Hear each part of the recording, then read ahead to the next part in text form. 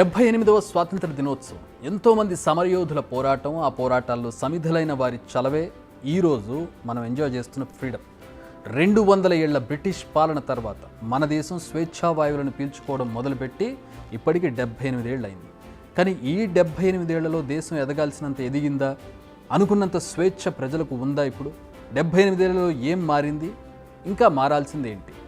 స్వాతంత్ర భారతదేశం 28 రాష్ట్రాలు, 8 కేంద్రపాలిత ప్రాంతాలు, 1618 భాషలు, 6 ప్రధాన మతాలు, 6000కు పైగా కులాలు, ఉపకులాలు. ఇది మన భారతదేశం. ఇంతమంది కలిసికట్టుగా ఉండడం, ఇన్ని భిన్న సంస్కృతులు కలిసి ముందుకు సాగడం మామూలు విషయం కాదు. Thanks to our constitution. మరి ఈ 78 ఏళ్లలో మనం సాధించింది ఏంటి అనే క్వశ్చన్స్కి ఆన్సర్ ఈజీగా చెప్పవచ్చు.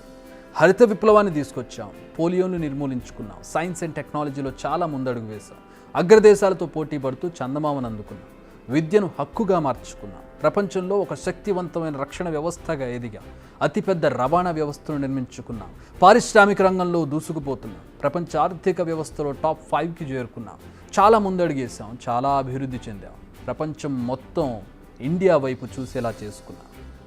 అంతా బాగున్నట్టు ఉంది కదా. కానీ నాణ్యానికి మరోవైపు చూస్తే పరిస్థితి మరోలా ఉంది. టు బీ ఫ్రాంక్, భయంకరంగా ఉంది. స్వాతంత్రం సాధించిన రోజు నుంచి ఈ రోజు వరకు మన దేశం ఇంకా అభివృద్ధి చెందుతూనే ఉంది. అభివృద్ధి చెందిన దేశంగా నిలిచేందుకు మనం ఇంకెన్నాళ్ళు ఇలా పాటుపడాలనేది తెలియదు. ఇప్పటికీ మన దేశంలో చాలా వర్గాల మధ్య ఒక కనిపించని గీత కనిపిస్తుంది. భయంతో నిత్యం గడపాల్సిన పరిస్థితి ఉంది. ధనవంతుల సంఖ్య ఎంత వేగంగా పెరుగుతుందో అంతకు 10 రెట్లు పేదవారి సంఖ్య పెరుగుతోంది. మనకు స్వాతంత్రం వచ్చి 78 ఏళ్లైనా ప్రజలు ప్రభుత్వం ఇచ్చే ఉచితాలపై ఇంకా ఆధారపడాల్సి వస్తోందంటే పరిస్థితి ఎలా ఉందో అర్థం చేసుకోవచ్చు. ఆ ఉచితాల మీదే ప్రభుత్వాలు ఏర్పడుతున్నాయంటే పరిస్థితిని అర్థం చేసుకోవచ్చు. పిల్లలకు మంచి చదువులు చదివించాలంటే అప్పులు చేయాల్సిన పరిస్థితి, మంచి వైద్యం చేయించాలంటే ఆస్తులు తెగనమ్ముకోవాల్సిన పరిస్థితి, మంచి ఆహారం అందాలంటే పర్సును గుల్ల చేసుకోవాల్సిందే. దానికి ఒక ఆర్గానిక్ అని పేరు పెట్టి 50 రూపాయలు ఉన్నది 100 రూపాయలకు అమ్ముతారు. కంటికి కనిపించని ఆంక్షలు, స్వేచ్ఛగా మాట్లాడితే ఎలాంటి పరిస్థితులు ఎదుర్కోవాల్సి వస్తుందో అన్న భయం. ఇంకా ఇలాంటివి ఉన్నాయా అనుకోకండి. మీ మనసును ఈ ప్రశ్న అడిగి చూడండి, అది చెప్పే సమాధానం వినండి. ఇక అభివృద్ధి విషయానికి వద్దాం. డెవలప్మెంట్ లేదా అంటే లేదని చెప్పలేం, అలాని ఉంది అని చెప్పలేం. కానీ ఇంకా మనం వెనకబడి ఉన్నామని చెప్పాలి. చాలా వెనకబడి ఉన్నాం. మనకంటే చాలా ఆలస్యంగా నిద్రలేచిన చైనా ఇప్పుడు అమెరికాతో పోటీ పడుతుంది. గంటకి 1000 కిలోమీటర్ల వేగంతో దూసుకుపోయే బుల్లెట్ ట్రైన్ని నిన్న ట్రయల్ వేసింది. చిన్న లోపం కూడా లేకుండా సక్సెస్ఫుల్గా 1000 కిలోమీటర్లు 1 గంటలో వెళ్ళిన ట్రైన్ చూపించింది చైనా. మనం ఇంకా ఈ అప్పటి బ్రిటిష్ వాళ్ళు ఏర్పాటు చేసిన నారో గేజ్ల మీద రన్ చేస్తున్న ట్రైన్స్ని, అరకొరగా సెక్యూరిటీ ఉన్నటువంటి రైల్వే ట్రాక్స్ని చూస్తూ ఉన్నాం. నెలకొక రైల్వే యాక్సిడెంట్ను చూస్తూ ఉన్నాం. మనకంటే చాలా చిన్న దేశాలు ప్రపంచాన్ని శాసించే రేంజ్లో ఉన్నాయి. బట్ మనం ఇంకా ఎక్కడో వెనకబడి ఉన్నాం. దీనికి కారణం మన రాజకీయ వ్యవస్థ, పాలనా వ్యవస్థ, అందులో ఉండే స్వార్థపరులు, అవినీతి. కొంచెం ఘాటు కామెంట్సే కానీ ఇదే పచ్చి నిజం. దోపిడీ, లంచం, ఈ రెండు ఇప్పుడు మన వ్యవస్థను పట్టి పీడిస్తున్నాయి.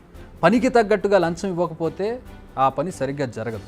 కాంట్రాక్ట్ దక్కాలంటే లంచం ఇవ్వాలి. అలా దక్కించుకున్న కాంట్రాక్ట్లో మిగిల్చుకోవడానికి దోపిడీ. ఎందుకంటే అక్కడ ఇచ్చాడు కాబట్టి ఇక్కడ దోపిడీ చేయాలి. ఆ దోపిడీ చేయాలంటే నాసి రకం సరుకు వాడాలి. విద్యా వ్యవస్థలో దోపిడీ, వైద్య వ్యవస్థలో దోపిడీ, ఎలా ఎక్కడికి వెళ్ళినా సామాన్యుని పట్టి పీడించడానికి సిద్ధంగా ఉంటాయి దోపిడీ. ముందు ఈ దోపిడీని నిరోధించాలి. స్వాతంత్రం రావాలి, మెరుగైన వ్యవస్థలు అందుబాటులోకి రావాలి. ధనవంతుడికైనా పేదవాడికైనా ఒకే రకమైన న్యాయం జరగాలి. పేదరికం పెరుగుతుంది, నిరుద్యోగం పెరుగుతుంది, మతహింస పెరుగుతుంది, ఆంక్షలు పెరుగుతున్నాయి, తప్పుడు వాగ్దానాలు పెరుగుతున్నాయి, సరిహద్దు వివాదాలు పెరుగుతున్నాయి, దేశంలో అనిశ్చితి పెరుగుతోంది. కావాలంటే ఈశాన్య రాష్ట్రాల్లో పరిస్థితిని చూడండి, కశ్మీర్లో పరిస్థితిని చూడండి. అక్కడ పరిస్థితి ఏంటో మనకు అర్థమవుతుంది. అవినీతి పెరుగుతుంది, అభివృద్ధి అనుకున్నంత వేగంగా జరగడం లేదు. మనకున్న సత్తాకు, మన దేశ జనాభాకు అనుగుణంగా అభివృద్ధి జరగడం లేదు. మనది చాలా పెద్ద దేశం. అదే ఈ స్లో గ్రోత్కు కారణమని సాకులు చెప్పుకోవడం ఇక మానుకోవాలి. ఇప్పటికైనా పాలకులు రాజకీయాలు మాని పాలనపై మరింత ఫోకస్ చేయాలి. అవినీతిని రూపుమాపాలి. సొంత ఎజెండాలను అప్లై చేయకుండా ప్రజలకు ఏది మంచిది, దేశానికి ఏది కావాలనే దాన్ని అమలు చేయాలి. అప్పుడే దేశం మరింత ముందుకు పోతుంది. Where the mind is without fear and the head is held high, where knowledge is free అంటూ ఆనాడు రవీంద్రనాథ్ ఠాగూర్ రాసిన పదాలను ఇప్పటికీ గుర్తు చేసుకోవాల్సి వస్తుంది.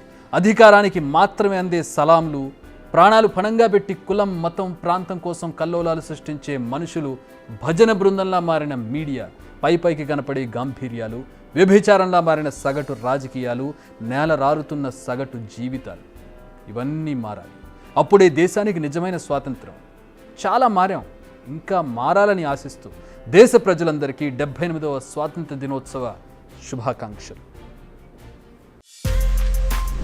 బిగ్ టీవీ అవుట్లుక్ కథనాలు నచ్చితే వెంటనే బిగ్ టీవీ ఛానల్ ను సబ్స్క్రైబ్ చేయండి.